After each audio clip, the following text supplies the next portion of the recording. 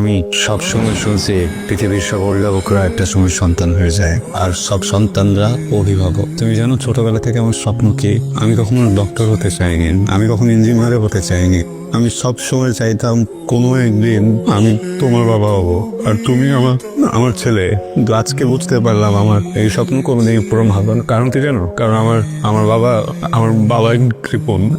আমাদের উচিত প্রত্যেকটা মানুষের ইমোশনকে মূল্য দেয়া, প্রত্যেকটা মানুষের ইমোশনকে বোঝা। সমস্যা কি তোমার? 14 গোষ্ঠী মিলে কি মাঝে নামছো আমার মান ইজ্জত ভুলে মিশানোর জন্য?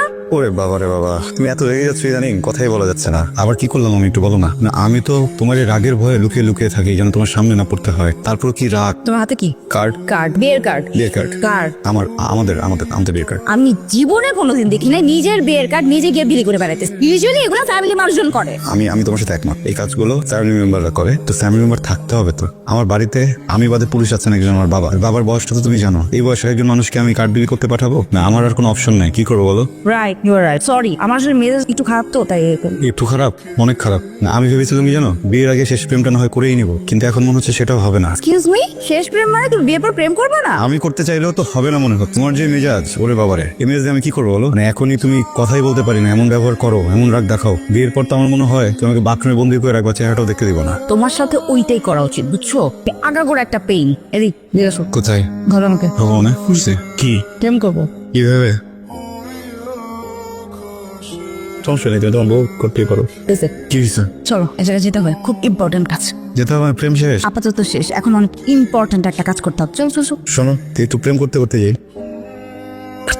কি করো? হেয়ার আছে, হেয়ার ট্রিপ। আরে মা তুমি? আসসালামু আলাইকুম।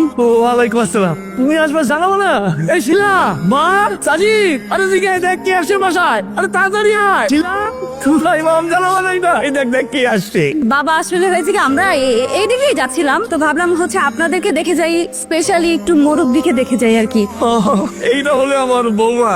শ্বশুর বাড়িতে পা রাখার আগেই সবকিছুর উপর এত নজর তোমার। মুখটা ভুলে গেল মা। জানো মা, এই মুরব্বীর সাথে আমাদের 3 পুরুষের আবেগ জড়ানো। আমার বাবা মৃত্যুর আগে শেষ কথা ছিল, বাজান মুরব্বীরে দেখে রাখি, আদর যত্নে রাখিস। মৃত্যুর সময় তার শেষ কথা ছিল এই মুরব্বীকে নিয়ে। চিন্তা করতে পারো তুমি? মুরব্বী তো শুধু আমাদের মোটরসাইকেল না, এটা আমাদের পরিবারের আবেগ। মুরব্বীর প্রতি তোমার এই টান আর সম্মান আমার পানি চলে আসছে মা। বাবা, ভাবি কি বাহিরে দাঁড় করার বা? ভাবি, তুমি আমার সাথে আসো, দাদি তোমাকে ডাকতেছে। যাও মা, যাও। জি বাবা, জি আসো ভাবি। দাদি, আপনি কেমন আছেন? একটা শরীর ভালো? শেষ বয়সে ভালো থাকা আর খারাপ থাকা কি আমার খোঁজ কে নাই? এই বুড়ি, হিংসিত বুড়ি, শুধু খোঁচা দিতে ভালো লাগে তাই না? খবরদার যদি আমার বউয়ের সাথে ঝগড়া করছো। কি মধুর ভাষণ, কি মধুর ভাষণ। হ্যাঁ, আরে আই দুশ্মন এলাকা ঝগড়া করুন না তো কি? পিয়ার মহব্বতের আলাপ করো। গর্ব এই বাড়িতে আসার খবর শোনার পর থেকে আমার কত যে কৌতূহলী করতেছে, এই খবর কেউ রাখ। দাদি, আপনার কদর এ বাড়িতে জীবনও কোনদিন কমবে না। আপনি হলেন এ বাড়ির সবার চোখের মণি, তাই না? দাদি, যদি অসময়ে দুষ্টু কোকিল ডাক দেয়, তাহলে কি সেই দুষ্টু কোকিলের ডাকি সাড়া দেওয়া উচিত? দুষ্ট কোকিল না? আরে দুষ্ট কোকিলের কাজই তো হলো সারাদিন সময়, মানে তুমি কই কই করে ডাকাডাকি করা। পারদি এক টানা সময় পাইছে।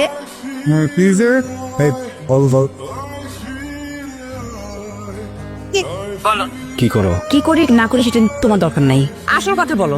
বলতেছি একটু বেরি স্পেস দা জিলা। আমি বাবার সাথে কথা বলছি, বুঝছো না? আমি বসেছি, রাজি হয়নি। নিজের সিদ্ধান্তে অটুট আছেন এখনো। আমিও আমার সিদ্ধান্তে অটুট। ওই ময়মরূপ বইতে জোরে আমি কোথাও যেতে পারবো না, না মানে না। আমি বুঝলাম না বিষয়টা। বাবা একদিকে তার বংশীয় মর্যাদা, ঐতিহ্য, পরম্পরা এসব নিয়ে পড়ে আছে, তুমি একদিকে তোমার জেদ নিয়ে পড়ে আছো। আমি মানুষটা কি করবো বলো তো? হ্যাঁ, তোমরা দুইটা মানুষ যে প্রত্যেক দিন আমাকে একটা করে নতুন কন্ডিশন দিচ্ছ, একটা করে শর্ত দিচ্ছ, এই শর্তের জন্য আমি মানুষটা যে মাঝখানে পড়ে পিষে যাচ্ছে, এটা কি তোমরা বুঝতেছো কেউ? আমার দোষটা কোথায় যে আমি বিয়ে করতে চাইছি? আমার দোষটা কোথায় যে আমি এই সংসারটা গোছাইতে চাইছি? পাগলের মতো ভালোবাসি তোমাদের দুইটা মানুষকে, আমি পৃথিবী মনে করি। আমি কি করবো? আমি বুঝতেছি না নিদা। সবাই যদি যে নেবে সাথে আমি মানুষটা যাবো কোথায়? জাহান্নামে চৌরাস্তায় যাও। Listen, this is clear and loud. আমি আমার আত্মীয় স্বজন বন্ধু বান্ধব এদের কাছে হাসি পাত্র হতে পারবো না, বুঝছো? তুমি বিয়ে ভেঙে দিতে যাচ্ছ? বুঝি নাই কিছু। তুমি এই বিয়েটা ভেঙে দিতে যাচ্ছ কেন? তুমি তুমি তুমি আমাকে কেন বিয়ে করতে চাইছো বলো তো? হ্যাঁ, আমাকে ভালোবেসে আমাকে বিয়ে করতে চাইছো, নাকি একটা বিয়ে করতে হয়তো এই জন্য একটা বিয়ে করতে চাইছো? তোমার সমস্যাটা কোথায়? আমার বাবা তো একটা মুরব্বী মানুষ, সে নয় চাইতেই পারে, সে নয় বলতেই পারে, সে তো তোমাকে তার কিছু চাই নাই। সে কি বলছে আমাকে যৌতুক দাও, সে কি বলছে এত টাকা দাও, গাড়ি দাও, বাড়ি দাও, বাইক দাও। সে শুধু বলছে মুরব্বিতে করে তোমাকে যদি বাড়িতে নিয়ে এসি, এতটুকুন রাস্তা, ওটার আগে রাস্তাটা শেষ হয়ে যায়। আমার জায়গায় যদি তোমার বাবা একই কথা বলতো, আমি যদি এইরকম ব্যবহার করতাম, তোমার কেমন লাগতো আমার একটু বলো তো। আমি তো এরকম না, আমি চেষ্টা করি। আমি চেষ্টা করছি, টিপু চেষ্টা করছে, বাবা রাজি হয়নি। এখন আমি কি করবো বলো তো? মানে আমার বাবার সাথে কি আমি বেয়াদবি করবো এখন? তুমি বলো আমাকে। মানে আমি নিজের বিয়ের জন্য কি বাবাকে কষ্ট দিব? কেন বুঝতেছো না? একদম বয়স্ক মানুষ, একটু ছাড় দাও না প্লিজ। ছাড় লাগবে তোমার, যা ছেড়েই দিলাম তোমাকে, গুড বাই। বাইরে সর্বনাশ হয়ে গেছে। আমগো বংশের ঐতিহ্য, পরিবারের গৌরব, মুরব্বি নাই ধরে গেছে। এবার তোমাদের বিয়ের প্ল্যানিং নিজেদের মতো সাজাও। আমি না একটা সিদ্ধান্ত নিয়েছি, বুঝছো? আর বিয়ের পরে সবাই কি করে বিদেশে, আমরা দেশের ভিতরেই একটা মিউজিয়াম দিতে যাবে, ঠিক হবে? টাকা বাঁচানোর ধান্দা না? না শোনো, এমন একটা জায়গায় যাবো যেখানে কেউ নেন, কোনো মানুষও না, কোনো কষ্টদর্শীও না, মুসলিম আর আমি। তারপর নেকড়ে হায়না এসে আমাদের ছিঁড়ে পুড়ে খাওয়াই না? আমার কি মনে হয় জানো, আমার থেকে বড় হয় না এই মুহূর্তে পৃথিবীতেই নেই। হ্যাঁ, তুমি ইদানিং শুনে যাচ্ছ, তোমার কথাবার্তায় এগুলো একদম স্পষ্ট। কি করবো বলো, আমার তো ভালো লাগছে না। ধৈর্য, অলওয়েজ ধৈর্য। ধৈর্য আর কত ধৈর্য? একটা ধৈর্য সীমা থাকে, আমার তো সেই সীমা লঙ্ঘন হয়ে গেছে। এই যে আমাকে পেয়েও পাচ্ছ না, এই মুহূর্তটাকে ফিল করো। আমার কাছে তো এই সাময়িক অপূর্ণতাটা স্বর্গীয় সুধার মতো মনে হচ্ছে। হ্যাঁ, আর আমার কাছে মনে হচ্ছে জাহান্নামের বিষ। এর থেকে বেটার তুমি আমাকে হেমলক খাইয়ে মেরে ফেলো। হ্যামলক না বাবু, হ্যামলক না। আর কতদিন সবুর করো। আমার কিন্তু এত নাটক সিনেমা ভালো লাগতেছে না। বাবা সারাদিন না খাওয়া ঘরের মধ্যে মুখ কালো করে বসে আছে। বললাম থানায় যেতে জিডি করো, সেটা করবে। তাহলে মুরব্বিকে খুঁজে নিয়ে আসো, ওইটাও করবে না। এত নাটক যন্ত্র আমার ভালো লাগছে না। আচ্ছা শোন, কিরা এই হ্যালো দোস্ত, কি ব্যাপার? কই তুই আসতেছিস না কেন এখনো? আমি জায়গা মতোই আছি, আর মুরব্বিকে মনে হয় পাইছি। কি? কোথায়? কিভাবে পাইছিস? আরে 18 নম্বর সেক্টর লেকের পেছনে যে ডোবাটা আছে, ওইখানে। জলদি আয়। আমি এক্ষুনি আসতেছি। আমি তুই থাক মুরব্বী, কিন্তু আমি একটা ব্যাপার বুঝতেছি না। চোর এরকম একটা মোটরসাইকেল চুরি করার পর এইরকম একটা জঙ্গলে কেন ফালা রেখে চলে যাবে, তাই না? অ্যাবসার্ড না ব্যাপারটা? খুবই বাজে একটা অবস্থা। আমার মনে হচ্ছে না এটা কোনো চোরে করছে, যেই করছে সে তার আবেগ থেকে করছে। হয়তোবা চিঠিটা বললে বুঝতে পারবে। ঠিক এটার সাথে ছিল। এটার সাথে পাওয়া গেছে। শ্রদ্ধেয় মুরব্বী, আমাকে ক্ষমা করবেন। একজন বাবার কাছে তার সন্তানের সুখের চেয়ে বড় কিছু হতে পারে না, তাই সন্তানের সুন্দর ভবিষ্যতের দিকে তাকিয়ে আপনাকে বিসর্জন দিলেন। এই আধুনিক যুগে বংশীয় ঐতিহ্য অর্জনের চেয়ে টিকিয়ে রাখা দুষ্কর। আপনি ওদের উপর মন খারাপ করবেন না, দোয়া করবেন যেন ওরা চিরসুখী হয়। তাহলে তো হয়ে গেল, আমার দায়িত্ব শেষ। আমি তাহলে এখন আসছি। Thank you so much. দেখ, এরকম একটা পুরনো স্মৃতি বা রীতির জন্য একটা মানুষের কতটা ইমোশন থাকতে পারে ভাবা যায়। দোস্ত, যার যার ইমোশন তার তার। না দোস্ত, আমরা এখানে ভুলটা করি। আমাদের উচিত প্রত্যেকটা মানুষের ইমোশনকে মূল্য দেয়া, প্রত্যেকটা মানুষের ইমোশনকে বোঝা। আমরা আধুনিকতার বেড়াজালে নিজেদেরকে এমন ভাবে জড়িয়ে ফেলতেছি, সবকিছু ঘুরায় ফেলতেছি। ওঠো বৌমা, ওঠ মা, ওঠ। উঠো বৌমা। কি হলো?